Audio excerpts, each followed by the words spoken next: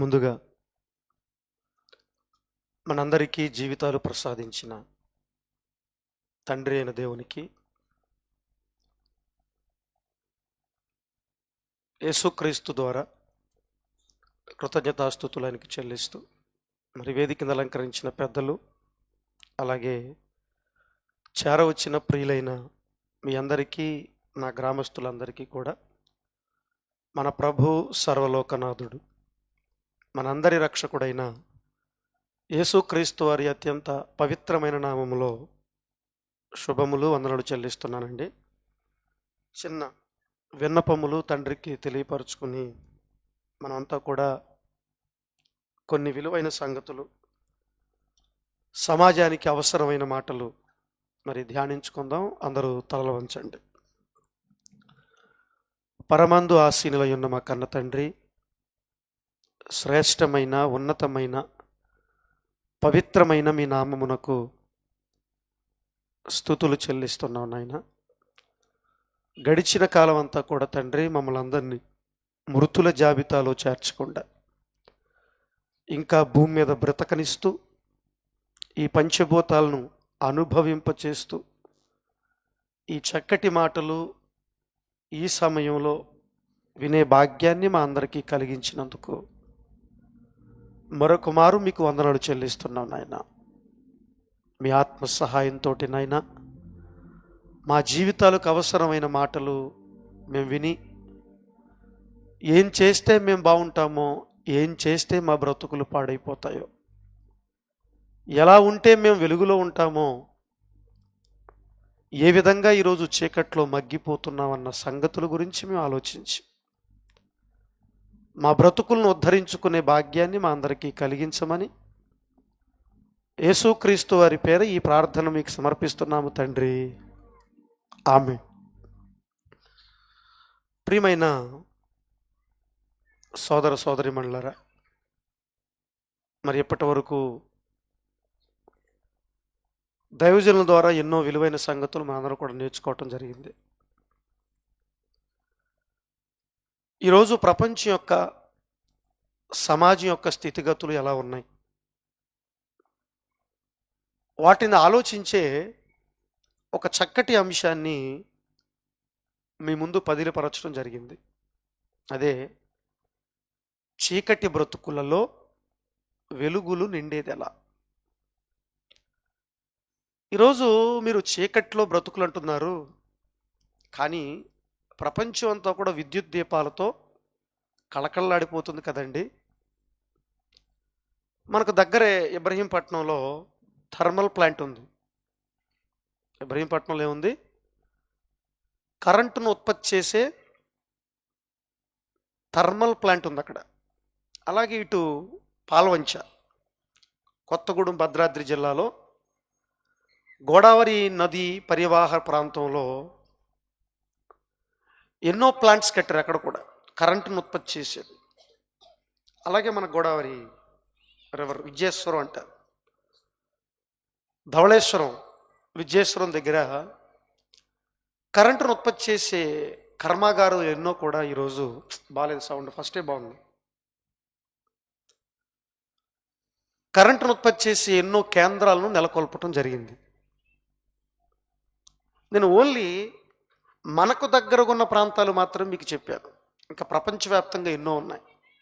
గాలి ద్వారా కరెంటు ఉత్పత్తి చేస్తున్నారు, నీటి ద్వారా కరెంటును ఉత్పత్తి చేస్తున్నారు, బొగ్గు ద్వారా కరెంటును ఉత్పత్తి చేస్తున్నారు. ఎంతో కరెంటు ఈరోజు నిజంగా ఎంత కరెంటు ఈ ప్రపంచం వాడుకుంటుంది, ఎంత శక్తిని ఈ ప్రపంచం తీసుకుంటుంది. అలాగే సోలార్,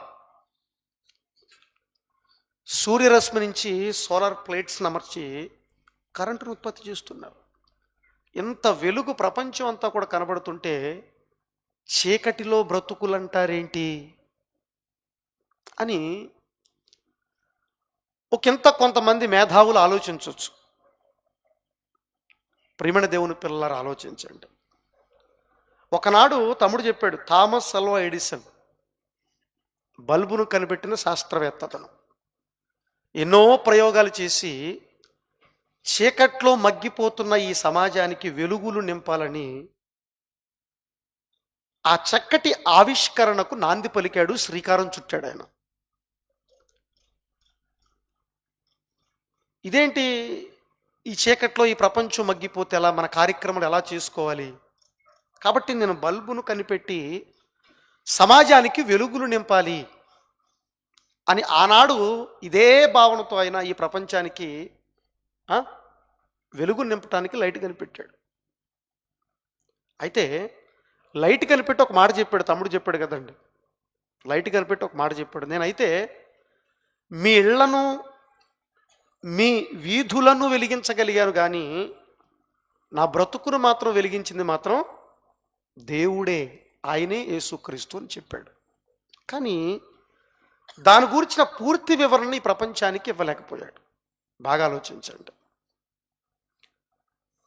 కానీ మనమంతా కూడా చీకట్లో ఉండకూడదు, చీకటి ఉంటే ప్రమాదం, అంతే కదండి. ఇప్పుడు కరెంటు పోయిందనుకోండి గందరగోళం అయిపోద్ది. కాసేపు కరెంటు పోయిందనుకుంటే మనం ఉండలేం. అందుకే అందరూ కూడా ఏం పెట్టుకుంటున్నారు, ఇళ్లలో ఏం పెట్టుకుంటున్నారు, ఇన్వర్టర్స్ పెట్టుకుంటున్నారట. మన బుజ్జిగారు చెప్తున్నారు, ఇన్వర్టర్స్ పెట్టుకుంటున్నారు, జనరేటర్స్ పెట్టుకుంటున్నారు. కరెంటు పోకూడదు, కరెంటు పోతే జీవితం అతలాకుతలం అయిపోతుంది, అంధకారం అయిపోద్ది. అంటే చీకటి మనిషికి ప్రమాదాన్ని తీసుకొస్తుంది.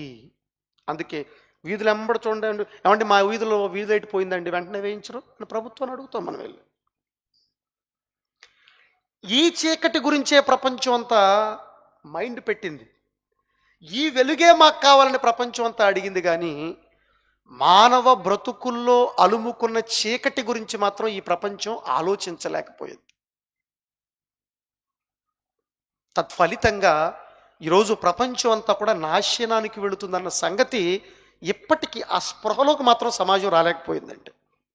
అందుకే సమాజాన్ని చైతన్యపరచడానికి, సమాజాన్ని సంస్కరించడానికి ఇట్లాంటి దైవ భావజాలంతో, దేవుని మాటలతో ప్రపంచానికి ఉన్నతమైన అంశాలతో చొచ్చుకుపోవటం జరుగుతుంది. మీరు కూడా ఈ అంశం ఉన్న తర్వాత మీరే అంటారు, మీరు మాట్లాడతారు. బ్రతుకులు చీకటి ఏంటండి, బ్రతుకులు చీకటి అనటానికి తార్కాణం ఏంటి అని మీరు అనొచ్చు. నిజంగా విజ్ఞత ఉన్నవాడు, చదువుకున్నవాడు, మనసున్నవాడు ఆలోచిస్తే ఈరోజు మానవ హృదయాలు, మానవ జీవితాలు ఎంత చీకట్లోకి వెళ్ళిపోయి ఎంత నాశనాన్ని, ఎంత బాధను ఈ ప్రపంచం అనుభవిస్తుందో అన్న సంగతి అర్థం చేసుకోగలరు ఎవరు? బుద్ధున్నవాడైతే, జ్ఞానం ఉన్నవాడైతే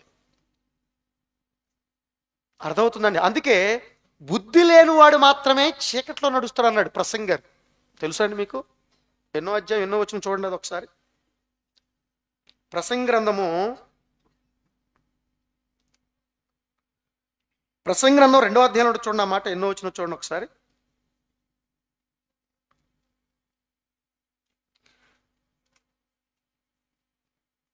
ప్రసంగ గ్రంథము 2వ అధ్యాయము 14వ వచనం చూడండి. ప్రసంగి గ్రంథము 2వ అధ్యాయం 14వ వచనం. బైబిల్ గ్రంథంలో వ్రాయబడిన ప్రతి మాట మానవ జీవితాలను సంస్కరించటంలో తనదైన ముద్ర, తనదైన పాత్రను వేసుకుంటుంది అని మేము ఘంటాపదంగా చెప్పగలం. ఏ మాటను కూడా తీయటానికి లేదండి. ఈరోజు మేము బైబిల్ని పట్టామంటే, దేవుణ్ణి నమ్ముతున్నామంటే, క్రీస్తును వెంబడిస్తున్నామంటే ఏదో ఆషామాషిగా మాత్రం కాదండి. అది మాత్రం గుర్తుపెట్టుకోవాలి మీరు. ఏం చెప్తున్నాడు అక్కడ? జ్ఞానికి కన్నులు ఎక్కడ ఉంటాయట? చూడండి ఎలా మాట్లాడుతున్నాడు. బైబిల్ నిజంగా భావాన్ని అర్థం చేసుకోగలిగితే, ఆ టేస్ట్ మనం అనుభవించగలిగితే చాలా బాగుంటాయి ఆ మాటలు. భావాన్ని అర్థం చేసుకోవాలా, ఏదో చదువుకుంటూ వెళితే ఏం అర్థం కాదు, అయోమయం, గందరగోళం. జ్ఞానికి కన్నులు ఎక్కడ ఉంటాయట? తల్లో ఉంటాయి. ఏంటి అని అందరికి కళ్ళు ఎక్కడ ఉన్నాయి? మనకి ముందున్న తల్లో ఉంటాయంట. జ్ఞానికి తల్లో ఏముంటుంది అని అనుకుంటాం మనం? మెదడు ఉంటుంది, తెలివితేటలు తల్లో ఉంటాయి. అంటే ఇప్పుడు తెలివైన వాడు, జ్ఞానం గలవాడు ముందు చూపు ఆలోచిస్తాడు, భవిష్యత్తును ఆలోచిస్తాడు. అంటే తల్లో ఉంటే తన కన్నులు అంటే భవిష్యత్తును చూస్తాడు, ఏది ప్రమాదం ఏది ప్రమాదం కాదని చూస్తాడు. అదే జ్ఞాని అయిన వానికి కన్నులు తలలో ఉంటాయి. బుద్ధిహీనుడట చీకటి యందు నడుచుకుంటాడట. ఈ చీకటిలోకి నడవటానికి ఎవరు ప్రయత్నిస్తారంటే బుద్ధి లేనోడు. బుద్ధున్నోడు ఎవడో కూడా చీకట్లో నడవటానికి ప్రయత్నం చేయడు. ఏమండి, బుద్ధి జ్ఞానం ఉన్నవాడు ఎవడో కూడా తన జీవితాన్ని ఇష్టానుసారంగా వ్యర్థంగా ఖర్చు పెట్టాడు. అర్థమవుతుందండి? కాబట్టి వెలుగుకి చీకటికి చాలా తేడా ఉంది. అలాగే దేవుడు చెప్పిన ఈ చీకటికి తార్కాణం ఏంటి? ఈ ప్రపంచ పరిస్థితులు మనం ఆలోచిస్తే మనకు అర్థమవుతుంది. ఏమండి, చీకట్లో నడిచేవాడు ఎలా ఉంటాడు, చీకట్లో బ్రతికే సమాజం ఎలా ఉంటుందని బైబిల్ దాని కూడా భాష్యం చెప్పిందండి. చూడండి, యోహాను గారు అనే భక్తుడు పరిశుద్ధాత్మ ప్రేరణతో ఏమని మాట్లాడుతున్నాడు, జాగ్రత్తగా ఈ మాటను కూడా చూడగలిగితే, యోహాను గారు రాసిన మొదటి పత్రిక 2వ అధ్యాయం 11వ వచనంలో ఏం చెప్తున్నాడు జాగ్రత్తగా ఆలోచించండి. చూడండి ఒకసారి, చాలా జాగ్రత్తగా ఆలోచించాలండి. ప్రతి మాటను మనసు పెట్టి ఆలోచించాలి. ఎందుకంటే ఏదో 4 మాటలు నేను చెప్పేసాను మీరు వినేసి వెళ్ళిపోవటం కాదు. కూర్చున్నారు, మీకు ఫలితం రావాలి. దేవుని మాటతో ఈరోజు దేవుడిచ్చిన సమాజాన్ని బేరీజు వేయాలి మనం. ఎట్లా ఉంది, నిజమా కాదా ఆలోచించండి ఒకసారి. ఈ మాటలు వాస్తవం అయితేనే మీరు పట్టుకోండి, వాటిని స్వీకరించండి, వాటి ప్రకారం మీ బ్రతుకులు కట్టుకోండి, లేకపోతే వదిలిపెట్టేసేయండి. ఇదే ఒక పని చేసామంటే దానికి ఫలితం రావాలి. మనకి ఫలితం లేకుండా ఏ పని చేయకూడదు, లాభం రాకుండా ఏ పని చేయకూడదు. లాభం రాకుండా ఏ పని చేస్తే వాళ్ళు కూడా మూర్ఖులు అంటారు. అర్థమవుతుందండి? కాబట్టి అక్కడ కూర్చున్నారు మీరంతా. ప్రతి మాటను జాగ్రత్తగా ఆలోచించండి. ఏం చెప్తున్నాడు అక్కడ 2వ అధ్యాయం 11వ వచనంలో యోహాను మొదటి పత్రికలో, తన సహోదరుణ్ణి ద్వేషించువాడు. మీకు చీకటి ఎలా అర్థం అవుతుంది అంటే, ఇప్పుడు మానవాళ్ళలో చీకటి ఎలా కనపడుతుంది? ఇప్పుడు అది కూడా ఆ దూరంగా అక్కడ మనకు చీకటి కనపడుతుంది, మామూలుగా అయితే మనకు కనపడుతుంది. ఇప్పుడు నాలో చీకటి, లేకపోతే శ్రీనివాసరావు గారిలో చీకటి, మీలో చీకటి, సమాజంలో చీకటి ఉంటే ఎలా గుర్తుపట్టాలి అని దేవుడు చెబుతున్నాడంటే, సహోదరుణ్ణి ద్వేషించువాడు చీకటిలో ఉన్నాడు అని చెప్పాడు ఒక పాయింట్. నిజంగా మీరు ఆలోచించండి. ఈరోజు నైబర్స్ అంటే పక్కన వాళ్ళ గురించి పక్కన పెట్టేసేయండి. ఇంట్లో ఒక తల్లికి పుట్టిన అన్నదమ్ములు. ఇప్పుడు నా తమ్ముడు ఉన్నాడు, నేను తాగిన పాలే మా తమ్ముడు కూడా తాగాడు.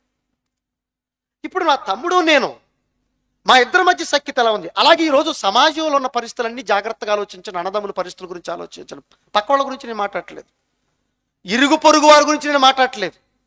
ఈరోజు ఇంట్లో ఒకే తల్లి ఒకే తండ్రి రక్తాన్ని పంచుకు పుట్టిన పిల్లల్లోనైనా ఈరోజు వాళ్ళ మధ్యలో ద్వేషం ఉందా, ప్రేమ ఉందా, అనురాగం ఉందా? గుండెమే చేసుకుని చెప్పండి మీరు నాకు, గుండెమే చేసుకుని చెప్పండి. ఇది కాదా చీకటి? దీని అనరా చీకటి? దీని గురించి బాధపడినవాడు ఎవరండి? దీని గురించి ఆలోచించిన వాడు ఎవడండి? ఈ చీకటి గురించి ఎవరు ఆలోచిస్తారంటే సమాజం పట్ల బాధ్యత కలిగిన వాళ్ళు. రెస్పాన్సిబిలిటీ అంటారు దాన్ని. ఏమంటారు? బాధ్యత.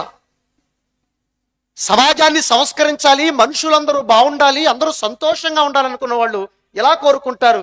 అలా ఈ సమాజం అంతా బాగుండాలని కోరుకునేవా ఒకే ఒక్కడు, ఆయనే మనందరినీ కన్న తండ్రి అయిన దేవుడు. అందుకే మానవ శ్రేయస్సును క్షేమాన్ని ఉద్దేశించి లక్షలు కోట్లు ఖర్చు పెట్టిన రాని మాటలు, తోగని మాటలు మనకి ఇచ్చాడు దేవుడు. నాకు చెప్పాడైనా వీటిని మతం అనేవాళ్ళు కొంతమంది, వీటిని పట్టుకున్నా ప్రతిరోజు వెంబడిస్తున్నా చర్చిలకు వెళుతున్నా ఏమండి కళ్ళుండి గుడ్డి వాళ్ళుగా మారిపోయిన వాళ్ళు ఇంకొందరు. ఏం చేస్తాం చెప్పండి? అందుకేం చెప్తున్నాడు అక్కడ ఆయన? ఏం చెప్తున్నాడు? తన సహోదరుని ద్వేషించువాడు వెలుగు కాదు, వాళ్ళు చీకటి ఉంది. ఎందుకంటే ఆ ద్వేషం ఎంతకైనా తీసుకెళ్తుందండి. అవసరమైతే తమ్మున్నో అన్ననో మోసం చేయటానికైనా తీసుకెళ్తుంది, అన్యాయం చేయటానికైనా తీసుకెళ్తుంది, అవసరమైతే చంపటానికైనా వెనుకాడదు. గుర్తుపెట్టుకోండి. నా తమ్ముడు బాధపడితే నాకేంటి, నా అన్న బాధపడితే నాకేంటి, వాడు ఏమైపోతే నాకేంటి? ఇంతకంటే చీకటి మాటలు, ఇంతకంటే చీకటి బ్రతుకులు ఎక్కడ కనపడుతున్నాయి చెప్పండి? అన్ని చోట్ల ఇవే కదండి, అన్ని చోట్ల ఇవే కదండి ప్రియమైన దేవుని పిల్లలారా. నెక్స్ట్ ఏం చెప్తున్నాడు చూడండి, ఇంకా ఏం చెప్తున్నాడు చూడండి. ఇంకా ఇంకా ఇంకా దీని గురించి మాట్లాడితే బోల్డ్ అంత మాట్లాడుకోవచ్చు అండి. ఒక్క మాట చాలండి, గంటల గంటలు మాట్లాడుకోవచ్చు. అంత ఎసెన్స్ ఉంది బైబిల్, అంత సరుకు ఉంది బైబిల్లో. ఏం చెప్తున్న తర్వాత, చీకటి అతని కన్నులకట. ఎవరికి? ఈ ద్వేషాన్ని. ఈరోజు మానవ సమాజంలో బ్రతుకుతున్న మనుషులు ప్రతిరోజు స్వార్థానికి ఆనవాలమై అన్యాయాలు అక్రమాలతో ద్వేషాన్ని నింపుకుని ప్రతి మనిషి కూడా ఈరోజు ఎవరికి నచ్చినట్టుగా కూడా బ్రతుకుతున్నాడండి.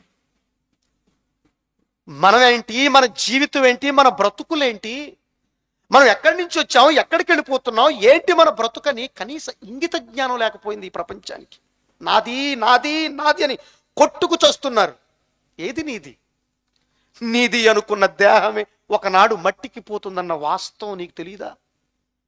అన్ని ఉన్నా, అయిన వాళ్ళున్నా, అందరూ ఉన్నా, అందరిని విడిచిపెట్టి ఒకనొక రోజున ఊరి చివరికి నీ దేహాన్ని తీసుకువెళ్తారన్న సంగతి నీకు తెలియదా? ఏడుస్తారు, మా ఇస్తే ఒక గంట అరగంట ఏడుస్తారు. మా నాథుణ్ణి తీసుకువెళ్ళొద్దు, మా ఉదయ భాస్కర్ని తీసుకెళ్ళొద్దు.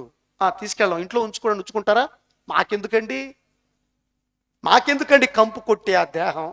ఆ కంపు కొట్టే దేహాన్ని సుఖపరుచుకోవటానికి, ఆ కంపు కొట్టే దేహంలో కోరికలు తీర్చుకోవటానికి ఈరోజు భూమి మీద బ్రతుకుతున్న ప్రతి మనిషి చీకటి మాటలు, చీకటి బ్రతుకులు బ్రతుకుతున్నాడే.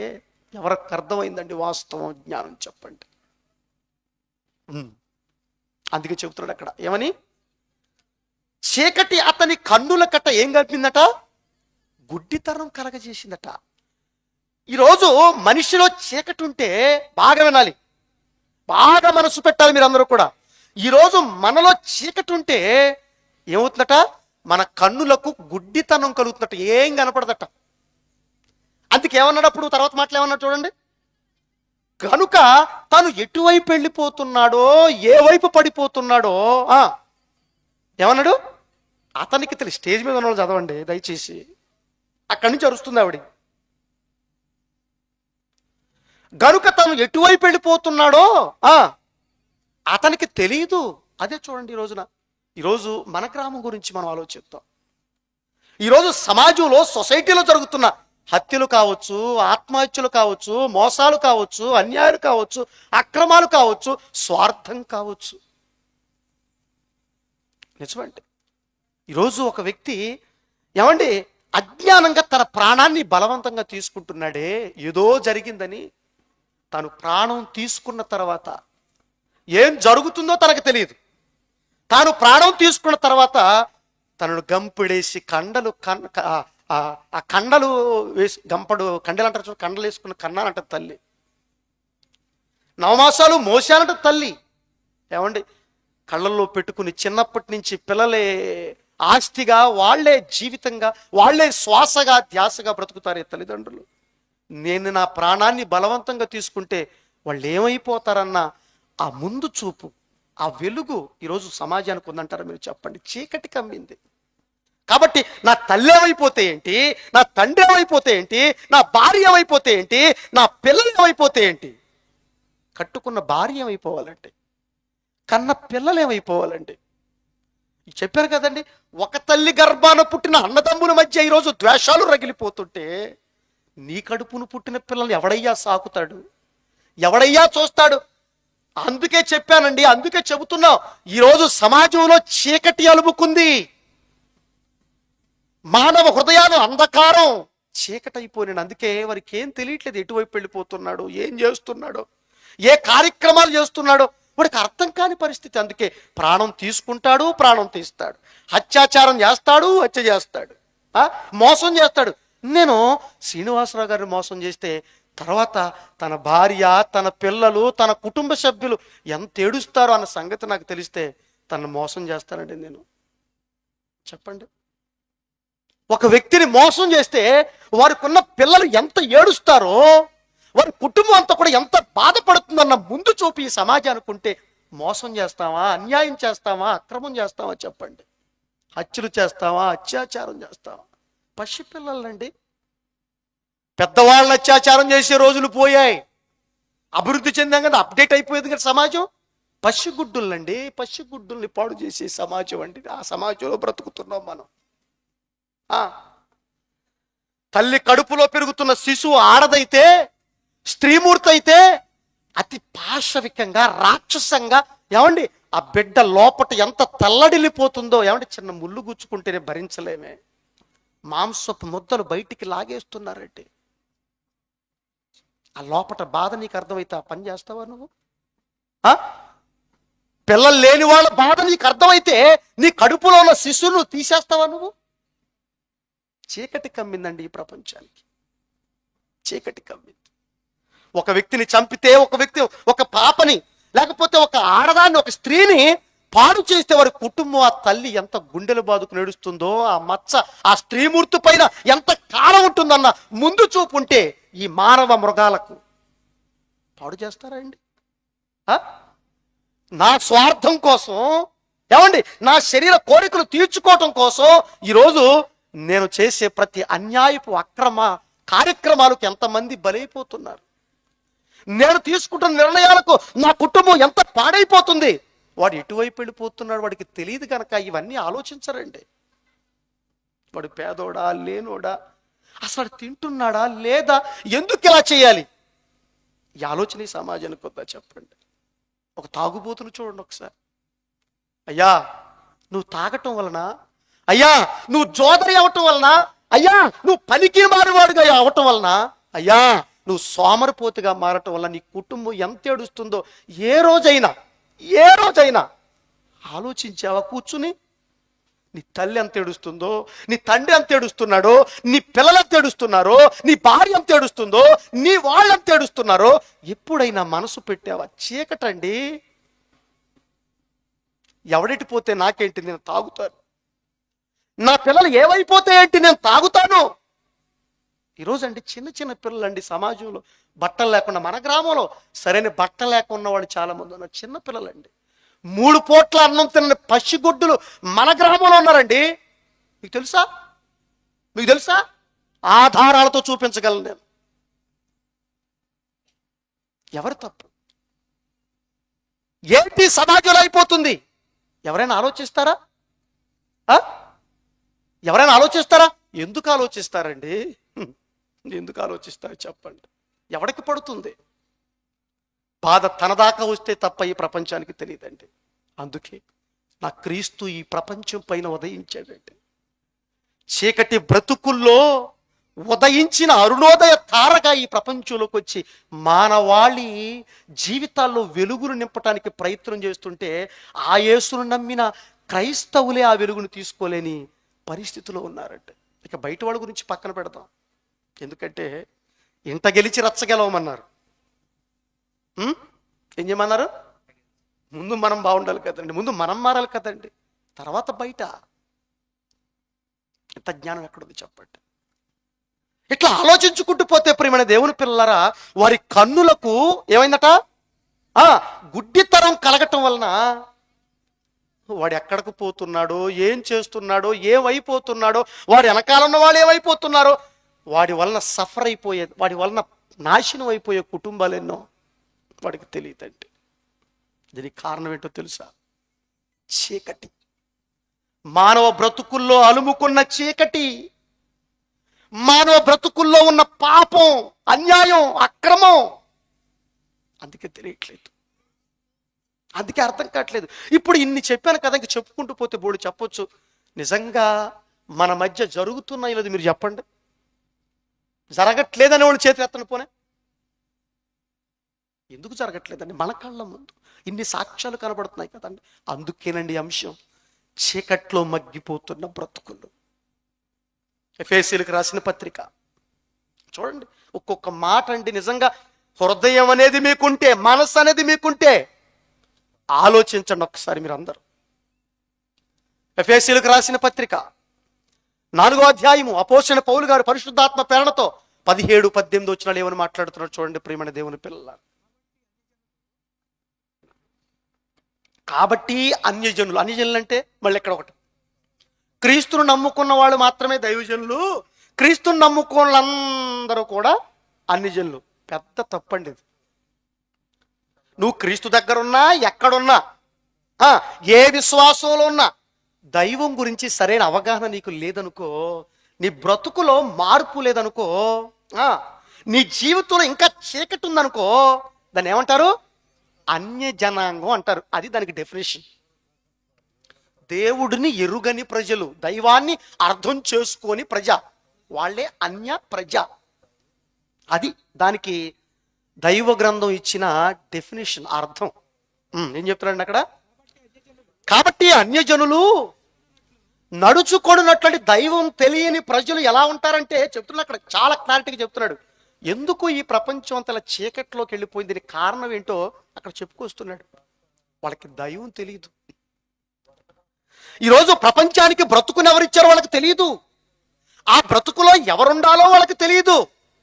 బ్రతుకునిచ్చిన దేవుడు అంతర్ధానం అయిపోయాడు. జీవితాన్ని ప్రసాదించిన ఆ దేవుడు ఆవిరైపోయాడు. ఆ దేవుడు మనం బ్రతకటానికి కావలసిన ఈ పంచభూతాలు కలిగిన ప్రకృతిని ఊరకే అనేస్తారు ఒక మాట, దేవుడు లేడు, ఏమీ లేడని. దేవుడు లేకపోతే ఏముంది చెప్పండి?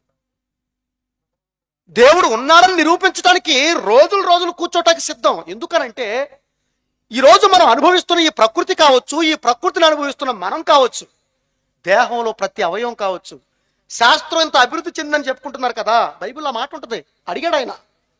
శాస్త్రం ఇంత అభివృద్ధి చెందని చెప్పుకుంటున్నారు కదా, మేము ఆకాశంలోకి వెళుతున్నాం, సముద్ర గర్భంలోకి వెళ్ళిపోతున్నాం అని మాట్లాడుతుంది కదా ఈ ప్రపంచం. రే, నీ తలకు రంగేయకుండా, రే అజ్ఞాని, నీ తలకు రంగేయకుండా తెల్లగా మారిన నీ నల్ల జుట్టును, అంటే క్షమించండి, ఆ నల్ల జుట్టు తెల్లగా మారిపోతుంది కదండి, మళ్ళా నల్లగా చేయి నీ శాస్త్రంతో, నీ జ్ఞానంతో. ఏమండి, లేకపోతే యాక్సిడెంట్ అయి బ్లడ్ పోయింది, రక్తం పోయింది. ఏ కర్మాగారంలో తయారవుద్దండి బ్లడ్? రోజుకి ఒంగూరు నుంచి 10 నుంచి 15 మంది ఫోన్ చేస్తారు నాకు బ్లడ్ కోసం రోజుకి. ఏ కర్మాగారం దొరకట్లేదా? అమెరికాలో దొరకట్లేదా? ఇండియాలో దొరకట్లేదా? దొరకదు. మరి ఎక్కడ దొరుకుతుంది? దేవుడు తయారు చేసిన మళ్ళా ఒక మనిషిని ఆశ్రయించాలి. దాన్ని తయారు చేయలేరు. దేహంలో ఏ అవయవాన్ని ఈరోజు తయారు చేసే టెక్నాలజీ ఈ ప్రపంచంలో ఎక్కడ మీకు కనబడదు. ఇంతకంటే సాక్ష్యాలు మీకు ఏం కావాలి? మిమ్మల్ని మీరు చేసుకోలేదు కదా అని అంటాడు ఆయన. మిమ్మల్ని మీరు చేసుకుంటే, మిమ్మల్ని మీరు తయారు చేసుకుంటే చెప్పండి, చేయిపోయింది అనుకోండి కొయ్యి చేయాలి, కాకపోతే కొయ్యి కాలేయాలి. అర్థమవుతుందా? ఇప్పుడు ఈ చొక్కా చిరిగిపోయింది అనుకోండి, సేమ్ క్లాత్ తీసుకొచ్చి దీనికి స్టిచ్ చేయొచ్చు, కుట్టొచ్చు. ఇంటికి ఒక డోర్ పోయింది అనుకోండి, సేమ్ డోర్ మనం ఫిక్స్ చేయొచ్చు. కారుకు రిపేర్ వచ్చింది అనుకోండి, యాక్సిడెంట్ అయ్యి మళ్ళీ సేమ్ యాజ్ ఇట్ ఈస్ గా ఫిక్స్ చేయొచ్చు. ఏది చూద్దాం, నీ గోరు పోయింది, చిగురుతో సహా పోయింది, ఈ గోరును సృష్టించి చూద్దాం. ఒక అణువును కూడా మనం సృష్టించలేమండి. ఇంతకంటే ఆధారం ఏం కావాలి? ఆ దేవుడు మనకి జీవితాన్ని ఇచ్చాడు, జీవితాన్ని ప్రసాదించాడు, అన్నీ ఇస్తున్నాడు. ఇచ్చి మనల్ని భూమి మీదకి పంపించి మనకు ఒక చట్టాన్ని ఇచ్చాడు, మాన్యూ ఇచ్చాడు. బాగా వినండి, ఆ మాటల ప్రకారం బ్రతకమని ఈ బాడీని డిజైన్ చేశాడు ఆయన. అర్థమవుతుందా? ఇప్పుడు మీకు అర్థం కావాలంటే ఇంకా మనకు ట్రాక్టర్ కనపడుతుంది, అందులో రకరకాల కంపెనీలు ఉంటాయి. మహీంద్రా కంపెనీ ఉంటుంది, స్వరాజ్ కంపెనీ ఉంటుంది, ఇంకా సో ఎక్సెట్రా కంపెనీస్ ఉంటాయి. అది వెహికలే కావచ్చు, ట్రాక్టరే కావచ్చు, ఇంకో వెహికలే కావచ్చు, అంటే వాహనమే కావచ్చు, ఫ్రిడ్జే కావచ్చు, లేకపోతే రీఫ్రిజిరేటరే కావచ్చు, అంటే వాషింగ్ మిషనే కావచ్చు, లేకపోతే ఏసీలే కావచ్చు.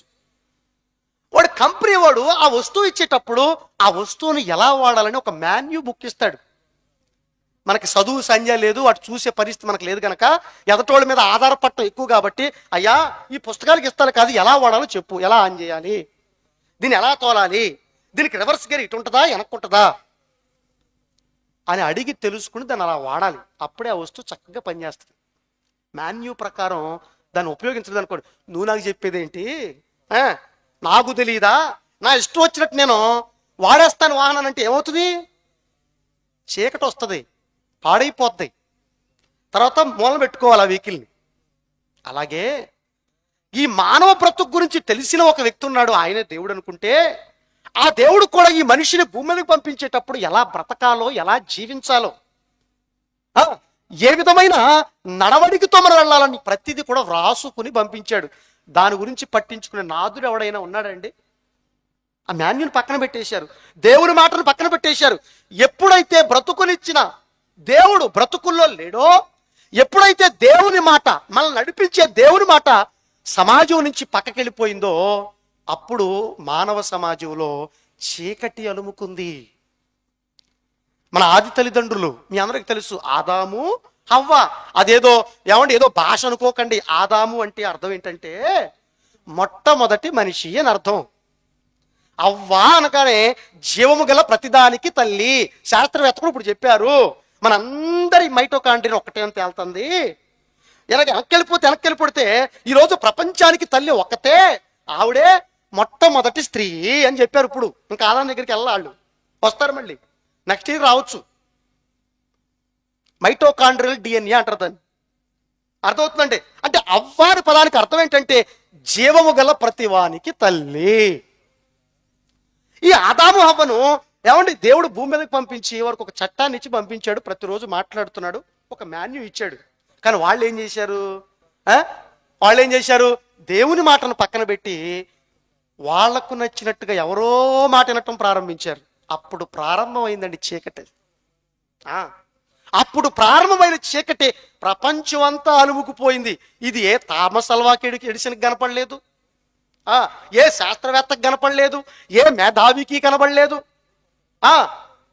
ఈ ప్రపంచంలో ఏ వ్యక్తికి కనబడలేదండి. ఆయనకు మాత్రమే కనబడుతుంది ఇవన్నీ కూడా. అందుకే చెప్తున్నాడు అక్కడ ఏమని, ఇప్పుడు చదవండి బాగా అర్థమవుతుంది. కాబట్టి దేవుడు తెలియని, ఇదిగో ఈ జ్ఞానం తెలియని ప్రజల వలె మీరు బ్రతకకండి. ప్లీజ్ చీకట్లో బ్రతకండి. కమాన్, వెలుగులోకి రండి అని పిలుస్తున్నాడు. అంతే కదండి. ఇప్పుడు వెలుగు మనలోకి రావాలంటే మన ఇంట్లోకి ఆ స్విచ్ బోర్డులు వేసుకోవాలి, మీటర్ పెట్టుకోవాలి, దాన్ని ఏమంటారు మెయినా, మెయిన్ వేసుకోవాలి, లైన్స్ లాగాలి, ఎలక్ట్రీషియన్ అడగండి, ఫ్యాన్ బిగించాలి, లైట్లు బిగించాలి, ఇంత జరగాలి, అప్పుడు లైట్ వెలుగుతుంది. అంతే కదా, చేసుకోవాలి. అంతేగాని కరెంటు అనగానే ఇంట్లో వెలిగిపోతాయన్నీ. ఎందుకు వెలుగుతాయి? ఎలాగో. మరి నీలోకి వెలుగు రావాలంటే నువ్వేం చేయాలి? వెలుగుని ఇన్వైట్ చేయాలి నీ బ్రతుకులోకి, నీ జీవితంలోకి. నీకు రోగం వచ్చింది, డాక్టర్ దగ్గరికి వెళ్ళావు. డాక్టర్ గారు ప్రిస్క్రిప్షన్ రాస్తాడు, మందులు రాస్తాడు. అయ్యా నువ్వు ఈ మందును ఈ టైంకి వేసుకో, పొద్దున్న ఒకటి, పరగడుపునో, తిన్న తర్వాత, మింగిన తర్వాత వేసుకో, జాగ్రత్త అని చెప్తాడు. అవునా? సరే డాక్టర్ గారి దగ్గరికి వెళ్ళావు, విన్నావు, ప్రిస్క్రిప్షన్ రాసుకున్నావు, 1000 రూపాయలు పెట్టు, 2000 పెట్టు, మందులు కొనుక్కొచ్చుకున్నావు. అవి వేసుకోకుండా నీ రోగం తగ్గుద్దా? అవి వేసుకోకుండా నీ రోగం తగ్గుద్దా? నీకు బిర్యానీ తినాలనిపించింది, వెళ్ళావు, రజ్జా బిర్యానీ పాయింటో, మదీనా బిర్యానీ పాయింటో, షాహీన్ బిర్యానీ పాయింటో తెచ్చుకున్నావు. తెచ్చుకుని పొట్ట దగ్గర పెడితే తినేసినట్టేనా? నువ్వు తినాలి దాన్ని. కొంతమంది అజ్ఞానంగా వాడు చర్చికి వెళ్తున్నాడండి, మారడేంటండి, వాళ్ళలో వెలిగలేదేంటి, వాడు దేవుడు అంటాడు, వాడు మారడేంటంటే వాళ్ళకు మందులు వెళ్తలేదు. మరి వాడు మందులు తీసుకోవట్లేదు, ఏం చేస్తాం చెప్పండి. కానీ మందు అయితే సమాజంలోకి వచ్చేసిందండోయ్. వింటారు తర్వాత. మందైతే ఆ వెలుగైతే ఏదైతే ఉందో అది ఈ ప్రపంచం పైన ఉదయిస్తూనే ఉంది, ప్రకాశిస్తూనే ఉంది. కానీ తీసుకున్నాడు, అవండి రండి ఆ వెలుగులోకి రండి, వెలుగుని తీసుకుని మేము రావండి. కావాలంటే జోదవాడతాకి వెళ్తాం, కొంపను కొల్లేరు చేసుకుంటాం, మా జీవితాన్ని నాశనం చేసుకుంటాం. కానీ దేవుడి దగ్గరకు వచ్చి వెలుగు సంబంధమైన మాటలు వినమంటే మాకు చాలా కష్టం అండి. ఇంకెక్కడ బాగుపడతామండి మనం? చెప్పండి, ఆలోచించండి ప్లీజ్. అంతే కదండి, మందులు వేసుకోవాలి. అలాగే నువ్వు దేవుడి దగ్గరకు వచ్చిన తర్వాత ఆ దైవం నీ కోసం ఏం చెబుతుంది, ఆ చట్టం నీకేం తెలియపరిచింది, నువ్వు ఎలా బ్రతకాలి తెలుసుకుని దాన్ని అప్లై చేసుకోవాలి కదా, దాని ప్రకారం నువ్వు బ్రతకాలి కదా, అప్పుడు వెలుగుతావు నువ్వు. అదే చెప్పాడు ది లార్డ్ జీసస్ క్రైస్ట్, చాలా క్లారిటీగా, చాలా స్పష్టంగా. అందుకని ఏం చెప్తున్నాడు చూడండి, మళ్ళీ చూడండి మాట. కాబట్టి అన్యజనులు నడుచుకున్నట్లు మీరు ఇక మీద నడుచుకొనవద్దు. ఎందుకంటే చెప్తున్నా చూడండి, ఇప్పుడు గట్టిగా చదవండి. అని ప్రభునందు సాక్ష్యం ఇస్తున్నాను, వారైతే ఎవరు వారైతే అన్యజనులైతే దైవం తెలియని ప్రజలు, దేవుడు జ్ఞానం తెలియని ప్రజలు, బ్రతుకుల్లో దేవుడు లేని ప్రజలు. పైకి దేవుడు అని పిలుస్తారండోయ్, ప్రపంచంలో అందరూ దేవుడు నమ్మినోళ్లే, కానీ బ్రతుకుల్లో మాత్రం దేవుడు ఉండట్లేదండి. ఉంటే ఈ ఆత్మహత్యలు ఎందుకు, ఉంటే ఈ హత్యలు ఎందుకు, ఉంటే ఈ మోసాలు ఎందుకు, ఉంటే ఈ అన్యాయం ఎందుకు, ఉంటే కుటుంబాలు ఏడుస్తూ ఎందుకు, ఉంటే పనికి మాని వాళ్ళుగా రోడ్ల మీద తిరగటం దేనికి? ఈరోజు హలో బాబోయ్ అని ఏడవటం దేనికండి? చీకటి అలుముకుందండి. వారైతే చూడండి, అంధకారమైన మనసు. ముందు నీ చీకటి ఎక్కడ కమ్ముతుందంటే నీ హృదయాన్ని, నీ మనస్సును చీకటి కమ్ముతుంది. ఎప్పుడైతే నీ మనసు అంధకారం అయిపోద్దో, చీకటి అయిపోద్దో, నీ బ్రతుకంతా బ్లాంక్, నీ జీవితం అంతా చీకటి అయిపోద్ది. అదే చెప్తున్నాడు అక్కడ. వారైతే అంధకారమైన మనసు కలిగిన వాళ్ళై, జీవితాన్ని చీకటి చేసుకున్న వాళ్ళై తమ హృదయాన్ని కఠినపరుచుకుంటారట. వాళ్ళకి జాలి, దయ, కరుణ, ప్రేమ, బ్రతుకు పట్ల బాధ్యత, సమాజం పట్ల రెస్పాన్సిబిలిటీ, సామాజిక స్పృహ, దైవం పట్ల అవగాహన ఈ ప్రపంచానికి ఉండదు అని చెప్పాడు. చూడండి, వారి హృదయాన్ని కఠినపరుచుకుంటారు వాళ్ళు. అందుకే తాగుతాడు, అందుకే తిరుగుతాడు, అందుకే వ్యభిచారం అంటాడు, అందుకే దారుణం అంటాడు, అందుకే మోసం అంటాడు, అందుకే స్వార్థం అంటాడు. ఎవడికి నచ్చినట్టుగా వాడు బ్రతుకుతాడు. అర్థం కాదు. చీకటి కమ్మితే వెలుగేం కనపడతాడికి. నెక్స్ట్ తమలో ఉన్న అజ్ఞానము చేత ఏమంటే చీకటి కమ్మితే జ్ఞానం వస్తుందా, అజ్ఞానం వస్తుంది? మీరు చెప్పండి. చీకటి కమ్మింది అనుకోండి, దారి కనపట్లేదు, బురదలో కాలేస్తాడు, గొయ్యిలో కాలేస్తాడు, ముళ్ళ మీద కాలేస్తాడు, అంతే కదా. ఎప్పుడైతే నీ హృదయాన్ని చీకటి కమ్మిందో, ఎదట ఉన్నవి ముళ్ళో గొయ్యో, ఏమండి అది నుయ్యో నీకు అర్థం కాదిక, అది పెంటో బురదో నీకు అర్థం కాదిక. నెక్స్ట్, తమలో ఉన్న అజ్ఞానము చేత దేవుని వలన కలుగు జీవం నుంచి, ఏమండి ఆ జీవంలో నుంచి వేరైపోతారట. దేవుడు లేడు, దెయ్యం లేదు, పోండి అవతలకి. వద్దు మాకు దేవుడు, మాకెందుకు దేవుడు? అందుకే ఇలా అయిపోయావా నువ్వు? నీకు తెలియట్లా. నీ జీవితంలో చీకటి ఎందుకు వచ్చిందంటే ఆ దేవుడు నీ బ్రతుకుల్లో లేకపోవటం వల్లనే నీ బ్రతుకులోకి చీకటి వచ్చింది. ఆ దేవుడు నీ బ్రతుకులో లేడు గనకనే ఆ మాట, నిన్ను సంస్కరించే, నీ ఆత్మను రక్షించే ఆ వాక్యం, ఆ దేవుని మాట ఏదైతే ఉందో అది నీ బ్రతుకులో లేదు గనకనే నువ్వు ఆత్మహత్య చేసుకుంటున్నావు. ఆ దేవుడు నీ బ్రతుకులు లేడు కనుకనే నువ్వు కుటుంబాలు నాశనం చేస్తున్నావు. అదే చెప్తున్నాడు అక్కడ. చదవండి, ఫాలో అవ్వండి. తమ అంటే దేవుళ్ళలో కలిగే ఆ జీవం నుంచి, ఆ జీవం అంటే వెలుగు అండి. జీవం అంటే వెలుగు, గుర్తుపెట్టుకోండి. జీవం అంటే వెలుగు. జీవం ఈజ్ ఈక్వల్ టు లైట్, వెలుగు. ఆ జీవంలో నుంచి డివైడ్ అయిపోతారట. వేరుపరచబడిన వారై తమ మనస్సునకు కలిగిన వ్యర్థతను అనుసరించి నడుచుకొనుచున్నారు.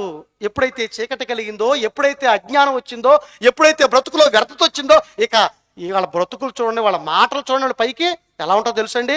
చేసేవి నీచ నికృష్టమైన కార్యక్రమైనప్పటికీ తలెత్తుకుని బ్రతుకుతారండి. ఏదో ఉద్ధరించినట్టు కాళ్ళ రెగరేసిన పోతారండి. మళ్ళీ మా అంటే గొడవకు వచ్చేస్తారండి, మాట అంటే పడరండి. తెలుసా అండి? ఒకళ్ళు ఎవరు చెబుతుంటే ఈ మాటలు వాళ్ళకి గుచ్చినట్టుంటాయండి. మరి గుచ్చకూడదా? నీకు ఆపరేషన్ చేయకూడదు, రోగం వచ్చింది నీకు, నీ కళ్ళు కనపట్టలేదు, మరి కంటి హాస్పిటల్ తీసుకెళ్ళొద్దా నిన్ను? నీ గుండెకి బాగలేదు, గుండె హాస్పిటల్ తీసుకెళ్ళొద్దా నిన్ను? మరి సమాజం బాగోపోతే దేవుడు హాస్పిటల్ ఒకటి ఉంది, అది కంటికి కనపడదు. ఏమండి, అది కంటికి కనపడదు. కానీ ఈరోజు వైద్యం చేసేవాళ్ళు ఎంతో మంది ఆయన పక్షాలు. ఎవరు వింటారు చెప్పండి? ఎవరు మనసు పెడతారు? ప్రియ దేవుని పిల్లలారా, ఆలోచించండి. తమ మనస్సుకు పుట్టిన వ్యర్థతను అనుసరించి నడుచుకొనుచున్నారు. నెక్స్ట్, వారు సిగ్గు, శరం, సీవి, నెత్తురు ఏమన్నదట. అబ్బాబ్బాయి, నిజంగా ఆయన కనపడితే ఆధార పట్టిన వదలపోద్దామదండి. నాకు ఈ మాటలు ఏంటండి, అవి కళ్ళ కట్టిన కొట్టొచ్చినట్టు కనపడుతుంది. ఏ మాత్రం సిగ్గు శరం నై. సిగ్గుంటే ఎందుకు పోతారు? అమ్మో వాళ్ళు అనుకుంటారేమో, నా భార్య పిల్లలు వాళ్ళు బాధపడతారేమో, అమ్మో నువ్వు చనిపోతే నా పరిస్థితి ఏంటి. సిగ్గున్నవాడు, లజ్జ ఉన్నవాడు, చీవి నెత్తురున్నవాడు కనీస ఇంగిత జ్ఞానంలో ఆలోచిస్తాడు. ఎక్కడా లేదు. సిగ్గు లేని వారై, సిగ్గు శరం లేదు, పాపం చేస్తూనే దర్జాగా బతుకుతారు అంతే.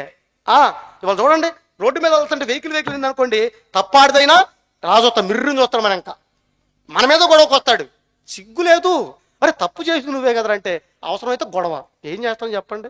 నోరు మూసుకొని రావాలి. ఇక అలా ఉంది సొసైటీ పరిస్థితి. నెక్స్ట్, సిగ్గులేని వారై ఉండి నానా విధములైన ఏమండి అపవిత్రతను, అత్యాశత. అపవిత్రత అంటే పాపం, చీకటి. చీకటి అంటే ఎంత ఇష్టం అనుకుంటారు వీళ్ళకి? అత్యాశట. చూడండి కొంతమంది అండి, ఏమండి బీడి సిగరెట్ తాగకపోతే నాలుగు పీకేస్తుందండి. పీకేస్తుందా? నిన్ను పీకేయొద్దు, నిన్ను నాలుగు పీకేస్తుందా నీకు? ఎప్పుడైనా బ్రతుకునిచ్చిన దేవుడి దగ్గరికి వెళ్ళకపోతే, దేవుడి మాట వినకపోతే నా మనసు పీకేస్తుందని ఎప్పుడైనా అన్నావా? నేను ఎందుకు ఉంచాలి దేవుడు పీక్కుండా చెప్పు మరి. అమ్మో తాగిపోతే నేను ఉండలేనండి, తాగాలి తాగాలి తాగాలి. తప్పు చేయకపోతే నేను ఉండలేనండి, జోదం ఆడకపోతే ఉండలేనండి. అదేరా నీ బ్రతుకుని పాడు చేసేది, నీ జీవితాన్ని సర్వనాశనం చేసేది. దేవుడి దగ్గరికి వెళ్ళకుండా నీ బ్రతుకు, ఈ వాక్యం నీ జీవితం, అదే నీ జీవితాన్ని పతనం తీసుకెళ్తున్న సంగతి నీకు తెలుసా? నువ్వు ఎరుంగుదువా? ఎవరు చెప్తారయ్యా? చెప్పేవాళ్ళని హింసిస్తావా? చెప్పేవాళ్ళని అసహించుకుంటావా? చెప్పేవాళ్ళని నీ శ్రేయస్కోరి బాధ్యత ఉంటే గౌరవించటానికి బదులు ఈరోజు విలువ లేదండి. అన్యాయస్తులకున్న విలువ, రాజకీయ నాయకులకున్న విలువ. వాళ్ళని బాగు చేస్తారనుకుంటున్నారేమో. మనల్ని బాగు చేసేవాళ్ళు కాదండి వాళ్ళు. మనల్ని సర్వనాశనం భయం ఏం లేదండి, సర్వనాశనం చేసేవాళ్ళు మన. తర్వాత అత్యాశతో జరిగించుటకు తమ్మును తామే కాముకత్వం అంటే నాశనానికి అప్పగించుకుంటారట. తమను తామే. నిన్ను ఎవడో బాడు చేయక్కర్లా, ఎవడని బాడు చేయాలా? ఆడు బాడు చేస్తున్నాడు, ఈడు బాడు చేస్తున్నాడు, ఏడవకో, నిన్ను నువ్వే పాడు చేసుకుంటున్నావు చీకట్లో బ్రతుకుతూ. కాబట్టి ప్రియమైన దేవుని పిల్లలారా, మరి ఇట్లా చీకట్లో బ్రతుకుతున్న ఈ ప్రపంచానికి వెలుగు ఏ రూపేణ వస్తుందంటే చెప్పాడు యెషయా ప్రవక్త. ఒక యెషయా ప్రవక్త ఒకనాడు మహానుభావుడు చెబుతున్నాడు. ఏమని చెబుతున్నాడు చూడండి ఒకసారి. యెషయా గ్రంథము 50వ అధ్యాయము 10వ వచనం ఏం చెప్తున్నాడు చూడండి ప్రియమైన దేవుని పిల్లలారా. చెబుతున్నాడు చూడండి, ఎలాంటి మాటలు చెబుతున్నాడు చూడండి. ఒకనాడు యెషయా ప్రవక్త ప్రవచించాడు, ఈ ప్రపంచానికి మేలైనది చెబుతున్నాడు. ఏమని? యెషయా గ్రంథము 50వ అధ్యాయము 10వ వచనం. మీరు దేవునికి భయపడి. ఎవరికి భయపడాలట? ఏమండి పొద్దున ఇక్కడ లైట్లు కడుతున్నాం, స్టే చేస్తున్నాం, అమ్మో వర్షం వచ్చేస్తుంది. ఏమొస్తుంది? భయం. వర్షానికి భయం, తుఫానికి భయం, సముద్రానికి భయం, కుక్కకి భయం, పిల్లికి భయం, ఎలక్కి భయం. మరి వాటిని సృష్టించిన దేవుడు అంటే భయం లేదా నీకు? చెప్పు. అమ్మో వర్షం పడిపోతుందండి, పంటలు తడిచిపోతాయండి అని భయపడ్డావే కానీ అమ్మో దేవుడు మాట అనకపోతే, దేవుడిలో బ్రతకకపోతే, ఇలా చీకట్లో బ్రతికితే ఆ వర్షం వస్తే మన పంటలేం గాను, మన బ్రతుకులేం గాను, మన పిల్లల భవిష్యత్తు ఏం గాని ఎప్పుడైనా భయపడిందా ఈ ప్రపంచం? ఈ భయం రావాలి. పోలీసోడికి కాదు భయపడేది, ఎవడికో కాదు భయపడేది. భయపడు, దేవునికి భయపడు, బాగుపడతావు. అమ్మో తప్పు జరగదండి. అటు ఇటు చూస్తున్నాడు, తప్పు చేస్తాడు, అటు ఇటు చూస్తుంటాడు. నిన్ను చూసే అనుక్షణం ప్రతి నిత్యం నిన్ను చూసే దయ్యం ఉందన్న సంగతి నీకు తెలియక దెయ్యంలా మారావు నువ్వు. నిన్ను చూసే దేవుడు ఉన్నాడు, నీ లెక్కలన్నీ రాస్తున్నాడు. ఎందుకంటే నీ తొక్క తీయాలి కదా మరి రేపు పొద్దున. క్యాలిక్యులేషన్స్ ఉంటాయి అన్నీ. మరి నీకే కాదు లెక్కలో, ఏం సంపాదించావు ఏం అన్ని లెక్కలు వేసుకుంటావు కదా. నువ్వు చేసే ప్రతి వ్యర్థమైన నీచమైన మాట కార్యక్రమానికి అన్ని లెక్కలు రాసుకుంటాడు ఆయన. ఇది చెప్పింది సామాన్యమైన వ్యక్తి కాదే. ఈరోజు లోకాన్ని ప్రపంచాన్ని చుట్టేశాడు. ఒక సామాన్యమైన కుటుంబంలో పుట్టాడు. నీలాంటి నాలాంటి జన్మను తీసుకున్నాడు. కలిగి ఉన్నదేది ఆయన లేకుండా కలగకపోయినను దరిద్రుడై ఈ భూమి మీదకి వచ్చి ప్రపంచాన్ని చుట్టాడు. ఖండాంతరాలు దాటుకుంటూ పోయింది ఆయన కీర్తి. ఆయన ఎవ్వడు ఆపలేకపోయాడు ఈ ప్రపంచంలో. ఎవడాపగలడండి ఆయన్ని? ఆయన భావజాలాన్ని, ఆయన వెలుగుని ప్రపంచంలో ఎవడు ఆపగలడు? ఎవరు అడ్డగలడు? అరచేతిని అడ్డు పెట్టి సూర్యుడిని ఆపలేరు. ఆ నీతి సూర్యుని ప్రపంచంలో ఆపే మగాడు మొనగాడు ఉండడు. కాబట్టి ఎల్లలేవు ఈరోజు క్రైస్తవ్యానికి. ఎల్లలేవు. ఆ దేశమా, ఈ దేశమా, ఆ ప్రాంతమా, ఈ ప్రాంతమా, ఆ ఖండమా, ఈ ఖండమా. చెరుగులా విస్తరించాడు. ఆయన మాటలు విస్తరించాయి. ఆయన వెలుగు విస్తరించింది కాబట్టి నేను కొద్దో గొప్ప ఈ మానవ ప్రపంచం బాగుంది. నిజంగా పరిశీలించిన వాళ్ళుగా చెబుతున్నాం. దేవునికి భయపడి ఆయన సేవకుని మాట, ఆయన సేవకుని మాట. ఎవరనుకుంటున్నారు ఆయన సేవకుడు? ఫస్ట్ దేవుని సేవకుడు ఎవరనుకుంటున్నారు? ఆయనే, ది లార్డ్ జీసస్ క్రైస్ట్. శక పురుషుడు, యుగ పురుషుడు. ఆయన లేకుండా చరిత్ర లేదు. చరిత్రకు ఆధార పురుషుడు, ఆధారభూతుడు ఆయన. నువ్వు డేట్ వేసినా, కాలం వేసినా, ఏది వేసినా, నీ రిజిస్ట్రేషన్ జరగాలన్నా, నీ పిల్లల్ని స్కూల్లో జాయిన్ చేయాలన్నా, నీ బర్త్డే, నీ డెత్ డే అన్నీ వేయాలంటే క్రీస్తును బట్టి గుర్తుపెట్టుకో. క్రీస్తును బట్టి. అది ఆయన చరిత్ర. ఆయన అంటున్నారండి, ఆయన మాట్లాడుతున్నారండి. ప్రతి పనికి మాలిన ఆయన గురించి మాట్లాడేవాడు. ఆయన అనే అర్హత ఈ ప్రపంచంలో వాడికైనా ఉందా అండి? ఆయనదనే అర్హత. ఇక వీళ్ళు ఉన్నారు ఒక పక్కన, Christmas Christmas Christmas Christmas. Christmas అంటే ఏంటయ్యా? క్రిస్మస్ అంటే క్రీస్తును ఆరాధించటం, ఆయన అడుగు జాడలు నడవటం, ఆయన చెప్పినట్టుగా బ్రతకటం, ఆయన ఇచ్చిన వెలుగు నువ్వు తీసుకుని నువ్వు వెలుగుమయుడిగా బ్రతకటం. అదేది? ఇంటి మీద పెట్టుకున్నావు వెలుగు, ఇంట్లో పెట్టుకున్నావు చీకటి. ఇంట్లో పెట్టావు లైటింగ్, ఇంటి మీద పెట్టావు లైటింగ్, ఇంట్లో ఫైటింగ్. ఏమండి? ఇంటి మీద లైటు, ఇంట్లో. చూడండి ఒకసారి ఎలా ఉందో ప్రపంచం. క్రీస్తు ఎందుకు వచ్చాడు, ఆయన ఎందుకు ప్రాణం పెట్టాడు, ఎందుకు ఈ మాటలు ఇచ్చాడు, ఈ ఇంగిత జ్ఞానం క్రైస్తవులకు ఉందండి? చెబితే మాకొద్దాళ్ళు, అమ్మ వాళ్ళు వేరు, వాళ్ళు వెరైటీ. ఎవరు వెరైటీ? నిజాలు వెరైటీయా? వాస్తవాలు వెరైటీగానే ఉంటాయిలేండి, మరి ఏం చేస్తాం. తర్వాత ఏమన్నాడమ్మా? వెలుగు లేక. చూడండి, వెలుగు లేకయే చీకటిలో నడుస్తున్నారట, వెలుగు లేదట. అప్పటికి క్రీస్తు రాలేదండి. యెషయా ప్రవక్త ప్రవచించేసరికి నా క్రీస్తు ఆ నీతి సూర్యుడు ఈ ప్రపంచం పైన ఉదయించలేదు, ఆ వెలుగు ఈ ప్రపంచం పైన నడవలేదు, ఆ మహిమాన్వితుడు ఈ మట్టి లోకానప్పటికీ నడవనే లేదు. అప్పుడు మాట్లాడుతున్నాడు యెషయా ప్రవక్త ఏమని? వెలుగు లేకయే వెలుగు లేదు అయ్యా, చీకట్లో మగ్గిపోతుందయ్యా ఈ ప్రపంచం. ప్రతి మనిషి హృదయాన్ని కఠినపరుచుకుని అంధత్వంలోకి వెళ్ళిపోయి వ్యక్తతను అనుసరించి వారి జీవితాలు పాడు చేసుకుంటున్నారయ్యా. మాకు సమాధానం లేదా, మాకు పరిష్కారం లేదా, మాకు వెలుగు లేదని అడిగితే తరతరాల నిరీక్షణ శక పురుషుని రాకన్న సంగతి క్రైస్తవ్యానికి తెలుసా? తరతరాలు ఎదురు చూశారండి క్రీస్తు ఆగమనం కోసం, క్రీస్తు రాక కోసం, ఆ పరిశుద్ధుని కోసం, ఆ వెలుగు కోసం, ఆ నీతి సూర్యుడి కోసం. ఈ ప్రపంచంలో మేధావులందరూ, తూర్పు దేశపు జ్ఞానులైతేనేమి, అన్యజనులైతేనేమి, రాజులైతేనేమి, చక్రవర్తులైతేనేమి, ధర్మశాస్త్ర పండితులైతేనేమి ఎదురు చూశారు శక పురుషుని కోసం. అయ్యా, వెలుగు లేక ఏ చీకట్లో నడుస్తున్నావయ్యా. ఏమన్నాడు? చీకట్లో నడుచువాడు. ఇప్పుడు చూడండి, ఎవరిని ఆశ్రయించాలి? నీకు క్రీస్తు కనబడాలన్నా, నీకు పరిష్కారం రావాలంట, నువ్వు దేవుణ్ణి ఆశ్రయించాలి.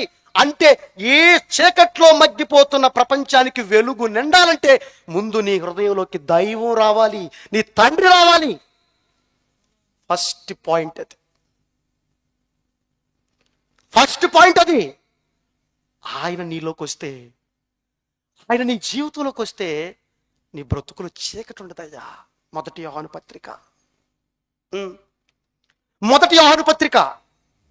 మొదటి అధ్యాయము 5వ వచనం చెప్తున్నాడు. చూడండి ప్రియ దేవుని పిల్లరా, మొదటి యోహాను పత్రిక మొదటి అధ్యాయము 5వ వచనం చెప్తున్నాడండి. మేము ఆయన వలన విని మీకు ప్రకటించిన వర్తమానం ఏంటో తెలుసా? మేము ఆయన వలన, దేవుని వలన విని మీకు ప్రకటించే వర్తమానం ఏంటయ్యా అంటే, దేవుడు వెలుగై ఉన్నాడు. దేవుడెవరు? ఆయన వెలుగండి. ఆయనలో నీతి, న్యాయం, ధర్మం, సత్యం ఎప్పటికీ అలాగే ఉంటుంది. ఆయనలో పరిశుద్ధత, యథార్థత అనే క్యారెక్టర్స్ కలిగిన వాడు ఆయన. ఆయన వెలుగై ఉన్నాడు. ఆయన యందు చీకటి ఏ మాత్రం లేదు. ఇప్పుడు నీలోకి దేవుడు వచ్చాడు అనుకో, ఆ దేవుని పంపిన క్రీస్తు నీ పైన ఉదయించాడు అనుకో, నీలో చీకటి ఉంటుందా చెప్పు? అది నీకు అర్థం కావాలంటే క్రీస్తు ఈ భూమి మీదకి వచ్చి ఏం చెప్పాడో, ఎలా తను ఆహ్వానించమన్నాడో అలా ఆహ్వానించి చూడు, నీకు అర్థమవుతుంది. ఆ వెలుగేంటో, ఆ టేస్ట్ ఏంటో, ఆ బ్రతుకేంటో నీకు అర్థమవుతుంది. ఆ నీతిసుడు వచ్చేసేటండి. ప్రపంచ బాధను చూశాడు తండ్రి, పంపించాడు. ఆ నీతి సూర్యుని పంపించాడు. అందుకే చెప్పాడు చూడండి ఏమని, ఎక్కడ? మలాకి గ్రంథము 4వ అధ్యాయం 2వ వచనం. ఒక్కొక్కటి త్వరగా తీయండి రెఫరెన్స్. మలాకి గ్రంథము 4వ అధ్యాయం 2వ వచనం ఏం చెప్తున్నానండి? అయితే నా నామమందు భయభక్తులు, ఎప్పటికైనా మీకు అర్థమయ్యి దైవాన్ని మీరు స్వీకరించి దేవుడంటే భయము భక్తి మీకు వస్తే ఇఫ్ ఇట్ ఈస్ పాసిబుల్, మీకు పాసిబుల్ అయితే, ఇది అయితే ఇఫ్ కండిషన్ అంటారు. అయితే ఎంత చెప్పినా మాకొద్దు దేవుడు, మాకు లోకమే కావాలి, మాకు మమ్మల్ని పాడు చేసే వాడే కావాలంటారా? మీ ఇష్టం. Choice is yours. చెప్పటం మా బాధ్యత, వినటం వినకపోవటం మీ ఇష్టం, మీ కర్మ. అంతకుమించి ఏం చేయగలం చెప్పండి? అంతకుమించి ఇలా చెప్పినా మతం మార్చేశారు. ఏంటి మార్చేది? నీ ఇంట్లో నీ భర్తను మార్చు చూద్దాం. ఏంటి మార్చేది? మార్చడం అంత ఈజీయా? స్టెఫిన్ మార్చడం అనుకుంటున్నావు? మార్చడం అంటే నీ ఇంట్లో లైట్ పోతే లైట్ మార్చడం అనుకున్నావు. మనిషిని మార్చడం అంటే ఒక కవి చెప్పాడు, ఏమన్నా తెలుసా? పరగరాతి గుండు పగలగొట్టవచ్చు, కొండనైనను కొట్టి పిండి చేయవచ్చు, మూర్ఖ చిత్తుని మనసు కరిగింపగా రాదు, విశ్వదాభిరామ వినరావేమా అన్నాడు. చిన్నప్పుడు చదువుకున్నా నేను. కొండైనా కొట్టి పిండి చేయొచ్చట. ఏమండి? ఏదైనా సాధించవచ్చంట. ఒక మనిషిని మార్చటం అసాధ్యం అని చెప్పి ప్రపంచ మేధావులు చేతులెత్తారు, కవులు చేతులెత్తేశారు. ఆ అసాధ్యాన్ని సుసాధ్యం చేసిన అసాధ్యుడు రా నా క్రీస్తు. అసాధ్యుడు ఆయన. ఎంతమందిని మార్చాడు? ఒక్క మనిషిని మార్చాడు నీ జీవితంలో. ఒక్క మనిషిని మార్చేశారు. ఏడటం కాదు, నువ్వు మార్చు. జ్ఞానం లేని మాటలు, మూర్ఖత్వంతో ఉన్న మాటలు ఇవన్నీ కూడా ఎవడు చెబుతాడు ఈ ప్రపంచానికి? ఏమన్నా చూడండి అక్కడ. అయితే నా నామందు భయభక్తులు కలుగుని వారిని, భయభక్తులు కలవారకు మీకు మీకు మీకు ఎవరైతే చూడండి, ఎవరిలో వెలుగు వస్తుంది, ఎవరి జీవితాలు బాగుంటాయంటే ఇక్కడ చెప్తాడు క్లారిటీగా. మీకు దేవుడు అంటే భయము భక్తి కనీస ఇంగితో నీకు వస్తే నీతి సూర్యుడు నీ కోసం ఉదయిస్తాడు. వస్తాడు రానే వచ్చాడు. యోహాను సువార్త చూడండి ఒకసారి. యోహాను సువార్త 1వ అధ్యాయము 5వ వచనం. యోహాను సువార్త 1వ అధ్యాయము 5వ వచనంలో ఏం చెప్తున్నాడు చూడండి ప్రియ దేవుని పిల్లలారా. ఆ వెలుగు, ఏ వెలుగు? దేవుడు చెప్పిన ఆ వెలుగు, సమాజాన్ని సంస్కరించే ఆ వెలుగు, ప్రపంచాన్ని సన్మార్గంలో సభ్యత సంస్కారం నేర్పించిన ఆ వెలుగు, ప్రపంచాన్ని ఆకర్షించుకున్న ఆ వెలుగు. ఏ దేశాన్ని చూస్తారు? ఒక నెల్సన్ మండేలాను చూస్తారా దక్షిణాఫ్రికాకి వెళ్ళి? ఒక యుగోస్లేవియాకి వెళ్ళి ఒక మదర్ తెరిసాను చూస్తారా? ఒక భారతదేశానికి వచ్చిన తర్వాత మహాత్మా గాంధీని చూస్తారా? స్వామి వివేకానందను చూస్తారా? సర్వేపల్లి రాధాకృష్ణను చూస్తారా? ఎవరిని చూస్తారు? రామకృష్ణ పరమహంసను చూస్తారా? ఎవరిని చూస్తారు? ఏ శాస్త్రవేత్తను చూస్తారు? ఏ మేధావిని చూస్తారు? ప్రపంచంలో ఏ మూలకెళ్ళినా ప్రతి ఒక్కరిని ఆకర్షించుకున్న జీవితం ఒకే ఒక బ్రతుకు, ఆయనే ది లార్డ్ జీసస్ క్రైస్ట్. ఇంకొక పేరు పలకటానికి వీల్లేదండి. ఇంత గట్టిగా ఎందుకు చెబుతామో తెలుసా? అది నిజం కాబట్టి వెళ్తుంది. ప్రపంచ వేదికకి వెళ్తున్న ఇంటర్నెట్లో ఈ ప్రసంగం. మీ దగ్గరే కాదు, ప్రతిరోజు ఇదే పని మాకు. చెబుతాం ఊపిరున్నంత వరకు, బ్రతుకున్నంత వరకు. ఎవరు ఏమన్నా, తిట్టినా, కొట్టినా, చంపినా ఉన్న నిజాన్ని చెప్పి తీరుతాం. మనుషులు దైవం వైపు, మనుషులు బ్రతుకుల్లో వెలుగులు నింపటానికి నా క్రీస్తు ఏం చేశాడో అదే చేయటానికి ఎప్పుడు కూడా మేము సంసిద్ధులుగా ఉంటాం. నో డౌట్, అందులో సందేహమే లేదు. భరించలేకపోతున్నావండి, బాధను చూసి తట్టుకోలేకపోతున్నావండి. ఇది నిజమండి. ఏమన్నా తర్వాత ఆ వెలుగు చీకట్లో ప్రకాశిస్తుంది. ఇదిగో చీకటి, ఏదండి చీకటి? అన్ని లైట్లు కాదండి, ఆ చీకటి కాదండి. ఈ మూర్ఖుల మధ్యలో, ఈ మూర్ఖ సమాజం మధ్యలో ఆ వాక్యాలు, ఆ క్రీస్తు సంచరించాడు, తిరిగాడు. మారండి మారండి మారండి. తమ్ముడు చదివించాడు కదా, చీకట్లో ఉన్న మనందరినీ కూడా ఆశ్చర్యకరమైన తన వెలుగులోనికి పిలిచాడు. సమస్త భారం వహించున్న జనులారా నా యొద్దకు రండి అని పిలిచింది, ఎలుగెత్తి కేక వేసిందండి. ఆ దైవం దేహాన్ని దాల్చి భూమి మీదకి వచ్చి ఈ ప్రపంచాన్ని పిలిచింది. ఎలుగెత్తి అరిచింది, ఈ ప్రపంచాన్ని పిలిచింది. విన్న వాళ్ళు ఎంతమంది, తీసుకున్న వాళ్ళు ఎంతమంది?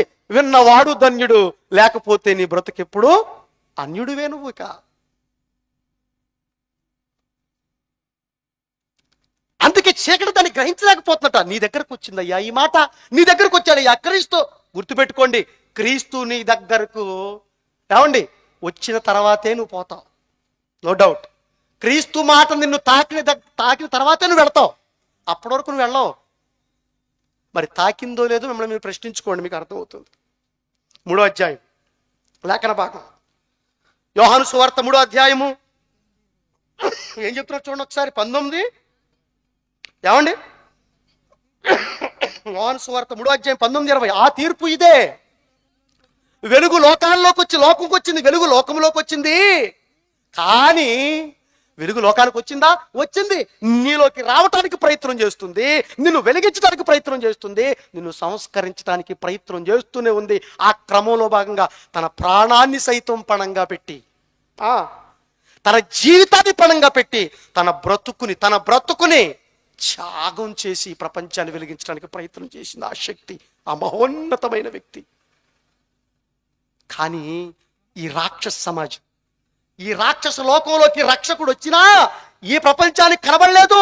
ఎందుకంటే వాడి కన్నులను చీకటి కమ్మింది.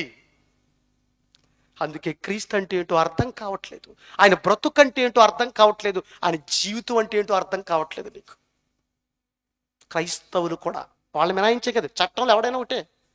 చట్టానికి హిందువు, చట్టానికి ముస్లిము, చట్టానికి క్రైస్తవుడు, చట్టానికి జైను అని ఉంటుందండి. చట్టానికి ఎవడైనా ఒక్కడే, దేవుడు కూడా ఎవరైనా ఒక్కటే. తప్పు తప్పే, అది క్రైస్తవుడు చేసిన, అది హైందవుడు చేసిన, అది ముస్లిం చేసిన, అది సిక్కు సోదరుడు చేసిన, ఎవరు చేసినా తప్పు తప్పని ఖండించే ఏకైక దేవుడు నా తండ్రి అయిన దేవుడు, మన తండ్రి అయిన దేవుడు. ఆ తీర్పు ఇదే, వెలుగు లోకంలోకి వచ్చింది కానీ తమ క్రియలు చెడ్డమైన. చూడండి ఎందుకు రాలేకపోతున్నారు, ఎందుకు వెళ్ళలేకపోతున్నారు. వీడు చూస్తేనా పూర్తి గుడ్డోడైపోయాడు, పుట్టుగుడ్డోడు. వీడు పుట్టుగుడ్డోడికి చూపొద్దా అండి? రాధిక ఈడు మారతాడా? మారడు. ఎంత చెబితేనే, ఎంత చేస్తేనే, ఎంత త్యాగం చేస్తేనే చెప్పండిక. ఎంత మంచి చేస్తేనండి ప్రపంచం రాక్షసులుగా మారిపోయారండి. ఏమన్నా తర్వాత, తమ క్రియలు చెడ్డమైనందున మనుషులు వెలుగును ప్రేమింపక చీకటినే ప్రేమిస్తున్నారట. బాగా టేస్ట్ అంట చీకటి అంటే, పాపం అంటే. ఎందుకంటే పాపం నీకు ఆనందం కలిగిస్తుంది కాదు, తర్వాత నిన్ను చిందరవందర చేస్తుందన్న సంగతి నీకు తెలియదుగా. ఎందుకంటే నువ్వు ఎక్కడికి వెళ్ళిపోతున్నావు నీకు తెలియదు, నీ కళ్ళు కనపట్టలేదు. అందుకే ప్రభు అన్నాడు చివరిగా 2 మాటలు చూపించి ముగిస్తాను చూడండి. అదే యోహాను సువార్త 8వ అధ్యాయము 12వ వచనం ఏం చెప్తున్నాడు చూడండి ప్రియ దేవుని పిల్లల. అదే యోహాను సువార్త 8వ అధ్యాయం 12వ వచనం ఏం చెప్తున్నాడండి?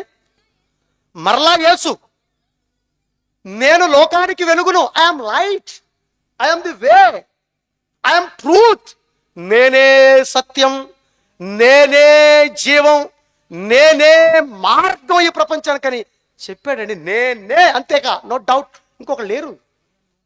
గట్స్ ఉండాలి దానికి, ఆ మాట చెప్పాలంటే గట్స్ ఉండాలి. నేనే, నేను లోకానికి వెలుగు, నన్ను వెంబడించువాడు, నువ్వు ఈ వెలుగును తీసుకుని నన్ను కనుక ఫాలో చేస్తే, చూడండి ఎంత ఖచ్చితంగా చెప్తున్నాడు, నువ్వు నన్ను ఫాలో చేస్తే, నన్ను అనుసరిస్తే చీకట్లో నడవక జీవపు వెలుగు కలిగి బ్రతుకుతావు. నువ్వు గుర్తుపెట్టుకో. నా యందు ఉండేవాడు చీకట్లో ఉండటానికి వీల్లేదు, వెలుగై ఉంటాడు, వెలుగుమయమై ఉంటాడు. నిజమండి. అందుకే ఆ క్రీస్తు నీ మీద ప్రకాశించడానికి సిద్ధంగా ఉన్నాడు. ఎఫెసీయులకు రాసిన పత్రిక 5వ అధ్యాయం 14వ వచనం. ఎఫెసీయులకు రాసిన పత్రిక 5వ అధ్యాయం 14వ వచనం ఏం చెప్తున్నాడు చూడండి ఒకసారి. 5వ అధ్యాయం 14వ వచనం ఏం చెప్తున్నాడండి? ఎఫెసీయులకు రాసిన పత్రిక 5వ అధ్యాయం 14వ వచనం ఏం చెప్తున్నాడు? 14వ వచనం, అందుచేత నిద్రించుచున్న ప్రపంచమా, నిద్రించుచున్న నా గ్రామ సమాజమా, నేను అడుగుతున్నా, నిద్రలోంచి మేల్కో, మత్తులోంచి బయటికి రా, అజ్ఞానంలోంచి బయటికి రా, చీకటి పొరలను చీల్చుకుంటూ, అజ్ఞాన పొరలు చీల్చుకుంటూ విజ్ఞానం వైపు తరలిరా అని పిలుపునిచ్చాడు నా క్రీస్తు ఈ ప్రపంచానికి. ఆ క్రీస్తు పక్షాన ఈరోజు ఒంగూరు గ్రామంలో నేను అడుగుతున్నాను, నేను పిలుపునిస్తున్నాను. ఏమని? నిద్రించుచున్న నీవు మేల్కొని మృతులోంచి నువ్వు పేరుకు మాత్రమే జీవించున్నాను, బతుకు మాత్రం మనిషి అంతే నువ్వు. కానీ నువ్వు మృగానివి, నువ్వు మనిషివి కావు. నువ్వు పాపముల చేత అపరాధముల చేత చచ్చిపోయావు. అప్పుడప్పుడు అంటారు చూడు తల్లిదండ్రులు, ఒరే నువ్వు ఉన్నా లేనట్టేరా, ఎందుకురా నీ వల్ల మాకు ఉపయోగం, ఎందుకురా నీ జన్మ అంటాను చూడు, అది దానికి అర్థం. ఎందుకురా నీ బ్రతుకు చెప్పు, మమ్మల్ని చంపి నువ్వన్న చావరాదురా, మాకు అప్పుడైనా కొద్ది మనశ్శాంతి దొరుకుతుంది అంటారు అప్పుడప్పుడు ఆవేదంతో ఆవేశంతో. ఇవి నిజాలు కావా? ఇవి నిజాలు కావా? అందుకని మృతుల్లోంచి లెగండి, రండి, జీవంలోకి రండి అంటే చీకట్లోంచి వెలుగులోకి రండి. క్రీస్తు నీతి సూర్యుడు, అరుణోదయ తార,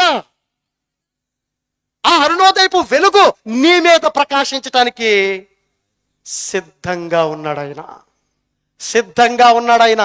నువ్వు వెలుగు తీసుకుంటే నువ్వు ఆయన్ని స్వీకరిస్తే, ఆనాడు చూసిందండి, ఆనాడు సమాజం చూసిందండి, మరణ ఛాయల్లో చీకట్లో ఉన్నవాళ్ళు గొప్ప వెలుగును చూశారట, ఆశ్చర్యపోయారట. ఆయన వెంబడి వేల మంది వెళ్ళిపోయారు. ఆనాడు ఆయన ప్రయత్నాలు భగ్నం చేయటానికి ఎంతో మంది ప్రయత్నాలు చేశారు. రోమా సామ్రాజ్యం అయితేనేమి, ధర్మశాస్త్ర పండితులైతేనేమి, మేధావులైతేనేమి, చక్రవర్తులైతేనేమి, వాళ్ళందరూ కూడా క్రీస్తు యొక్క విప్లవాన్ని, ఆ ప్రేమ శకాన్ని, ఆ వెలుగుని ఆపటానికి ఎంతో మంది ప్రయత్నం చేశారు. కానీ మన ప్రయత్నములు ఎట్లు నిష్ప్రయోజనమైపోయినవో చూడండి, లోకమంతా ఆయన వెంటే వెళ్ళిపోతుందట,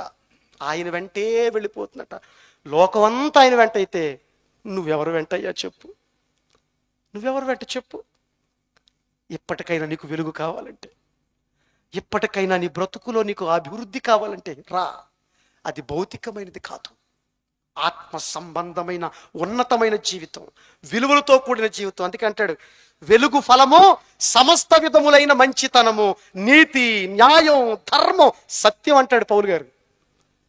అవి నీలోకి వస్తాయి. నీతిమంతుడుగా, సత్యవంతుడుగా, యథార్థవంతుడుగా, పవిత్రమూర్తిగా, సమస్త విధములైన మంచి చేసేవాడుగా మారిపోతావు. తద్వారా ఆ చిన్న జీవితాన్ని ముగించుకున్న తర్వాత నిన్ను స్వాగతం పలకటానికి, నిన్ను హక్కును చేర్చుకోవటానికి తండ్రి సిద్ధంగా ఉన్నాడు. అలా మీరందరూ కూడా ఆ క్రీస్తుని, దైవాన్ని మీ బ్రతుకుల్లో నింపుకొని, దేవుని మాట చేత మీ బ్రతుకులు కట్టుకొని వెలుగును నింపుకోండి. ఆ వెలుగుని పంచండి, మంచిని పెంచండి, సమాజాన్ని సంరక్షించండి. God bless you to all. కళ్ళు మూసుకోండి, ప్రార్థన చేసుకుందాం. పరమందు ఆశీనులై ఉన్న మా కన్న తండ్రి, మీ పవిత్రమైన పరిశుద్ధమైన నామమునకు వందనాలు చెల్లిస్తున్నాను నాయన. ఎన్ని ఉన్నతమైన మాటలు తండ్రి, ఎన్ని సంవత్సరాలు చదివిన తరగని సంపదను మీ గ్రంథంలో నిక్షిప్తం చేశారు తండ్రి. ఇంకా నేర్చుకోవాల్సింది చాలా ఉంది కన్న తండ్రి, చెప్పవలసింది చాలా ఉంది. మాకున్న సమయంలో మీ పిల్లలకు కొన్ని మాటలు చెప్పాము తండ్రి. నాశనానికి పోతున్న ఈ సమాజాన్ని సంరక్షించాలని, హత్యలు, ఆత్మహత్యలు, మోసాలు, దారుణాలు చూడలేక కన్న తండ్రి మీ భావజాలాన్ని మీ పిల్లలకు చెప్పాను తండ్రి. ఎప్పటికైనా వారి మనోనేత్రాలు వెలిగించుకుని వారి బ్రతుకుల్లో ధరించుకునే భాగ్యాన్ని వారికి అనుగ్రహించండి తండ్రి. ఏది నిజం, ఏది అబద్ధం తెలుసుకునే భాగ్యాన్ని వారికి ఇవ్వండి అయ్యా. పేరున అందరినీ దీవించమని అడుగుతున్నాం తండ్రి. ఆత్మీయంగా, ఆరోగ్యంగా బలపరచండి తండ్రి. ఎందరైతే బాధలు పడుతున్నారో, ఎందరైతే వేదనలు చెబుతున్నారో, ఎందరైతే రోదన చెబుతున్నారో కన్న తండ్రి, వారు ఒక్కసారి మీరు జ్ఞాపకం చేసుకునే అవకాశం అని అడుగుతున్నాం.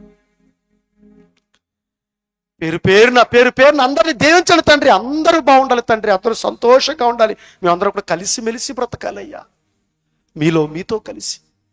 అట్టి సౌభాగ్యాన్ని మా అందరికి అనుగ్రహించమని, మా బ్రతుకుల్లో ఎల్లవేళలా మీరు మహిమ పొందుకోమని. ఇదిగో తండ్రి, ఒంగూరు గ్రామంలో ఈ రీసెర్చ్ సెంటర్ ద్వారా తండ్రి మీ లేఖనాలు బయలు వెళుతుండగా తండ్రి, కొంతమందిని మీ వైపు తిప్పి, ఇదిగో తండ్రి మీ పట్ల బాధ్యత కలిగిన వాళ్ళు మాతో చేయగలిపి ఐక్యంగా పోరాడే భాగ్యాన్ని మా అందరికి అనుగ్రహించమని క్రీస్తు వారి పేర ఈ ప్రార్థన మీకు సమర్పిస్తున్నాము తండ్రి.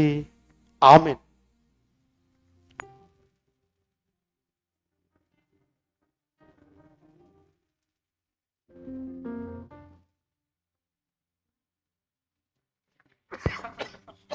హలో, ఇంతవరకు కూడా ఎన్నో చక్కని విషయాన్ని అందించినటువంటి ఉదయ్ భాస్కర్ గారికి సభ తరపున వందనాలు తెలియజేస్తున్నాం అండి. మరి ఈ సమయంలో మన మధ్యలో ఉన్నటువంటి మా బావగారు బోయిన బుజ్జి గారు వచ్చి కొద్దిసేపు మాట్లాడుతున్నారు.